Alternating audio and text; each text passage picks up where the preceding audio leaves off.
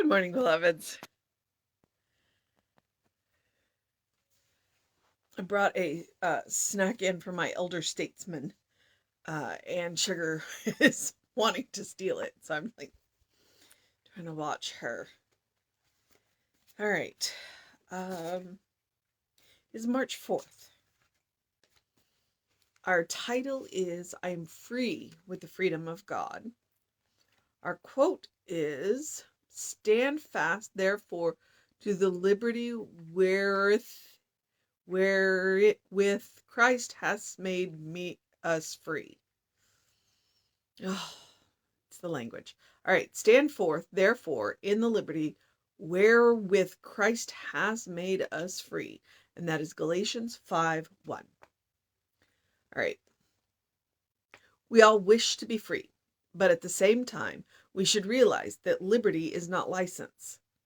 To say that we are free with the freedom of God does not mean that we are free to do that which contradicts the divine nature. We are free only in the freedom which God is, the freedom to be alive, to enjoy living, to enter into the activities of everyday living with enthusiasm and interest.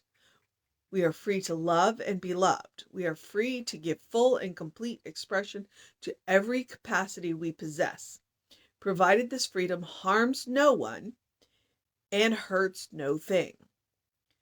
This is freedom enough, because if we were free to do that which is destructive, we should ultimately destroy ourselves. And in doing so, we would not only deny, but would defame the nature of divinity itself. Therefore, we always pray, Thy will be done, but within this will we know that there is scope enough for self-expression, plenty of room to move around and express life to its fullest.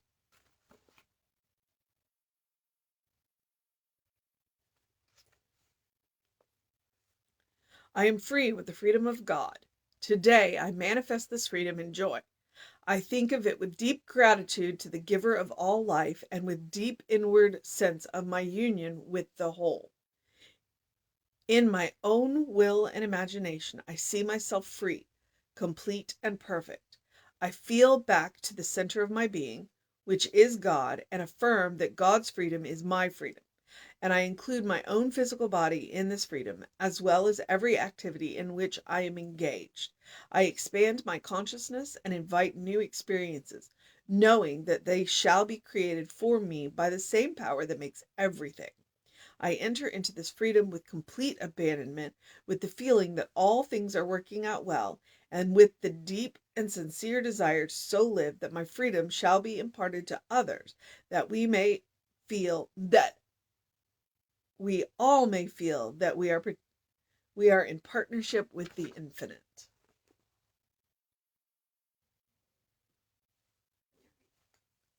All right. So, the Native American way of looking at it is that we have freedoms and we have obligations. We are free to self-express. We are free to pursue life, liberty, and justice. But you heard the line in there. Do what you will, but harm none. Anybody who has been in any of the, and I'll say Wiccan traditions, the earth-based religions, the goddess-based religions will recognize that phrase. Do what you will, but harm none. What you put out, you get back in. So he lists all of the freedoms. And then he says, okay, here's the thing. God said you can do anything you want as long as it doesn't hurt anybody. It doesn't hurt you. It doesn't hurt anyone else. It doesn't hurt the environment. Do what you will, but harm none. And he said, no thing. So we have obligations. We have obligations to express fully, but gently, so that no harm comes. And that's one of the reasons why I will frequently say, if you want to check whether what you're doing is righteous or not, look at who it benefits and look at who it harms. Because if it harms anyone, including yourself, it's not righteous. It is out of alignment with the divine. And the divine is um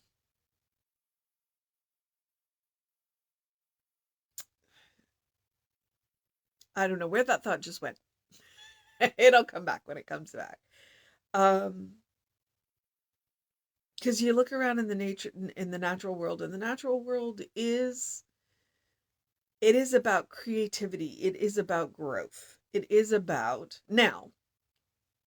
We can have a quick moment to discuss the fact that I'm not a vegetarian and I'm not a vegan, and how does that not harm? Okay, and I've had this conversation with a certain Buddhist. She's now an archbishop, uh, priest that I know, and she is vegan, but she also her faith dictates that she not turn away food that's been prepared for her. Uh, so there's that. There's also the conversation of we can do this responsibly. Uh, if you look at the meat industry, there are ways to do it responsibly. Responsibly. Yes, we are raising these animals for, in the end, to consume, but their lives do not have to be hard. They do not have to be full of fear, and their deaths do not either. There are ways to do it. There are also, when you look at the Native Americans, they honor the sacrifice of the animal by, one, honoring it, and two, by using all of it, wasting nothing.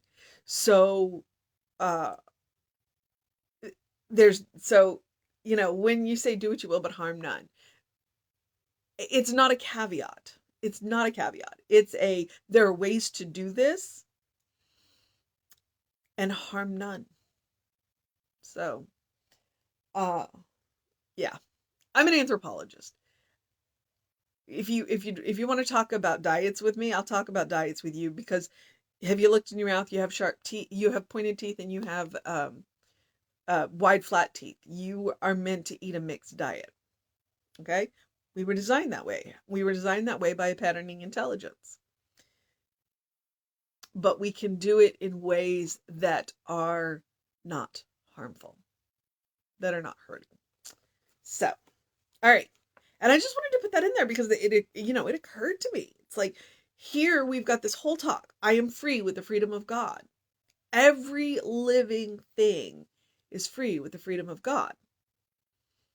We have rights, we have obligations, we have freedoms. Because we are in relationship. And absolutely every living thing is in relationship. It would be helpful to think of the planet Earth as one living organism. One living organism. I mean, when you look at your body is trillions of cells who have made an agreement to be you. And each one of them has, at some level, of consciousness. But the consciousness comes together to create one whole, which is you. Earth's the same way. It's, billions and trillions of living beings that come together to create one living organism. And if we actually lived that way, the world would be a better place. The world would be a better place. All right. So, I don't know what to do with Galatians 5:1. I say go read the chapter, or go read a few lines, cuz I don't know. Stand fast, therefore, in the liberty wherewithin Christ hath made us free. I don't know. Go read it.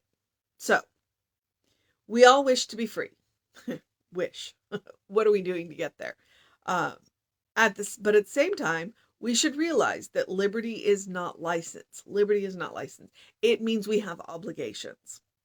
To say that we are free with the freedom of God does not mean that we are free to do that which contradicts the divine nature. So go back and look at the qualities of God, which are creativity, happiness, peace, joy, peace being main among them.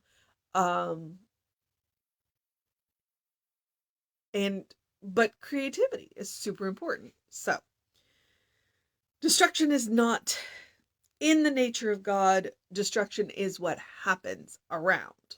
I mean, as my neighbor pointed out, hurricanes. It's very destructive. But they're temporary. And sometimes they're path clearing.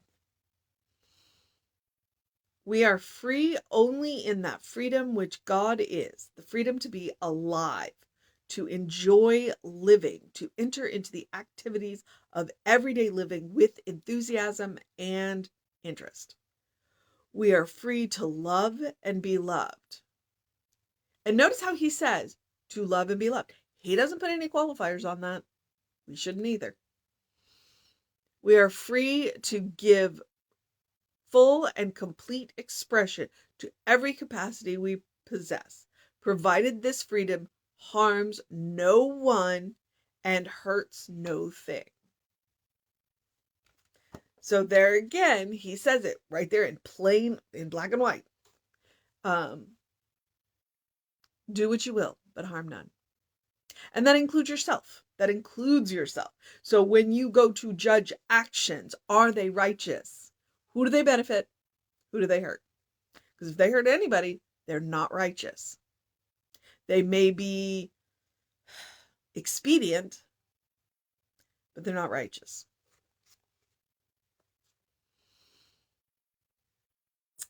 This is the freedom. This is freedom enough, because if we were free to do that which is destructive, we would ultimately destroy ourselves. The very act of war. We destroy ourselves.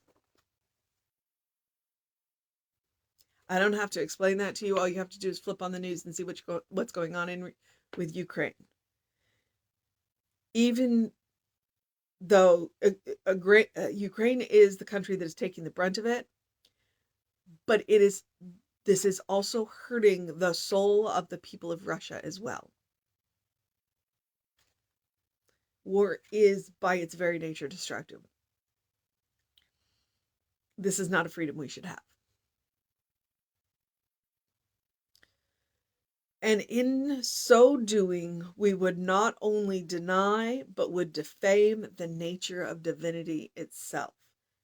The nature of divinity itself is life, it's love, it's creativity. Therefore, we always pray, thy will be done. Thy will be done. Not thy ego be done. Because the ego will almost always get us in trouble when we let it run rampant. It has a job, and it should do its job, but it's not allowed to drive. But within this will, we know there is a scope enough for self-expression, plenty of room to move around and express life to the fullest. So here are your treatments, here are your affirmations, here are your power statements. I am free with the freedom of God. Today, I manifest this freedom in joy because I'm open to the possibilities. I think of it with deep gratitude to the giver of all life and with a deep inward sense of my union with the whole. In my own will and imagination, I see myself free, perfect, and complete. In my own will and imagination. We've come back to this conversation with Tracy Brown, and that's what she said. Imagine a world without racism. And all of us who've tried, we don't quite know where to go with it. So we're still working on that. Every day, every day, every day. In my own will and imagination, I see myself free and complete. I see everyone free, complete, and perfect. I feel back to the center of my being, which is God, and affirm that God's freedom is my freedom. I set aside the time every day to touch the center, to touch the heart, to touch the spirit which animates me, to touch the soul of which I am a piece. I can't lose my soul because it's not mine to begin with. It belongs to something bigger than me. But it is that which animates me, that which makes me what I am, who I am, and gives me access to all of the amazing gifts that I have. I include my own physical body in this freedom, as well as every activity in which I am engaged. I expand my consciousness and invite new experiences, knowing that they shall be created for me by the same power which makes everything. I expand my consciousness. When we know who we are, we expand our consciousness, and possibilities become endless, and amazing. But not overwhelming, because they're going to be tailored to you by that thing which knows you better than anybody else ever will, possibly including yourself.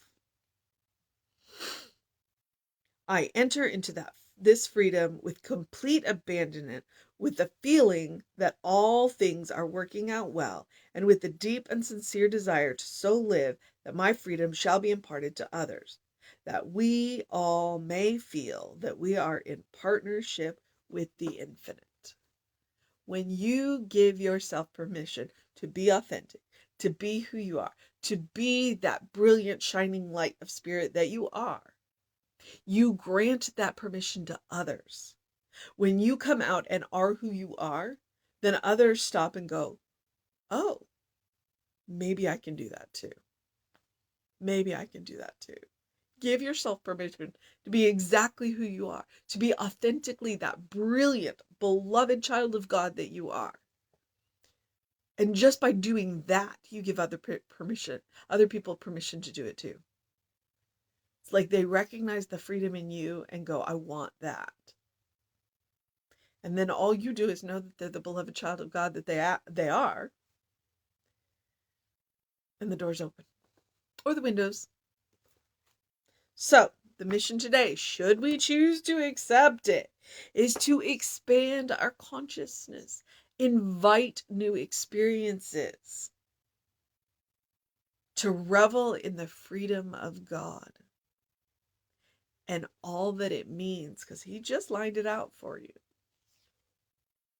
Creativity, expression, engagement, and its freedom in everything. Do what you will, but harm none. All right, beloveds, I'm going to move into the process of my day. You got your mission.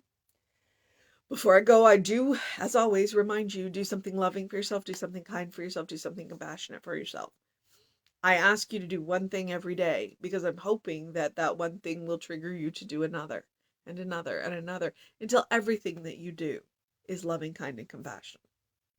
For yourself, for others, for complete and total strangers, for people that you love, for people that drive you crazy.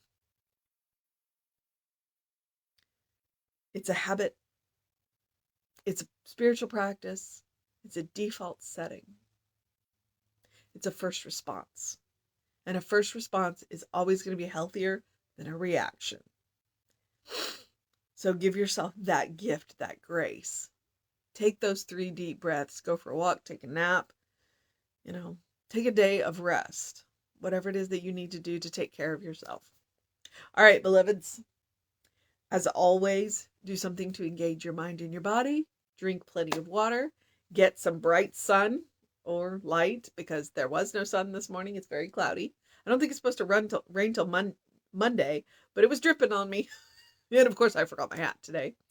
My hair's going to be extra today because it got a little damp. So, open the windows of your soul. Allow the breath of heaven to remind you do live in heaven right here, right now. It's all around us. I will remind you that heaven is a state of consciousness, just as hell is, which means we can create either. And we can participate in other people's. The soul will always tell you. And if you find yourself participating in someone else's hell, get yourself out. Get yourself out. And if you find yourself participating in someone else's heaven, enjoy it. Be kind with it. Hold it gently. And be aware. All right, beloveds. I have no idea what else is going on. It's Friday. I think it's Friday. I have two coworkers on vacation. It's been kind of a week. So, yeah. Email info@creativelife.org. If that way, if you want to know what's going on, we can tell you, and that'll tell you. That way, when those of us who do these know, when we don't know, it's available to you. So, because there's always book studies, there are classes. Jesse's starting a book study through CSL, through our governing body organization. So there's some good stuff going on. So just check into that. All right. Have a great day, an amazing day, a wondrous day, an enchanting day, a magical day, a fun day, a quiet day, a raucous day, a good day. And if that is too much pressure, simply have a day, because you are enough just as you are. All right, beloveds. Check us on the social medias if you need us. We got all kinds of content on the 2 YouTube channels, which I am the Running Rev Ryan on YouTube, and we are Creative Life Spiritual Center on YouTube. I always highly recommend the soul sessions. I'm particularly proud of those. Even though, it's just because I edit the content, not because I create it. And archive it. So there's some good stuff in there. There's good stuff in there. So go check it out. Go check it out. And you've got, years of Jesse's material. And we're going to get Reverend Marsha's material in there too. So, okay, beloveds, I'm going to get out of here. Know that you are loved. Know that Reverend David will be on around 5 p.m. with you. Know that I will be back with you around 9 a.m. But I get to go to the park tomorrow. So, know that you're loved, and I will see you next time.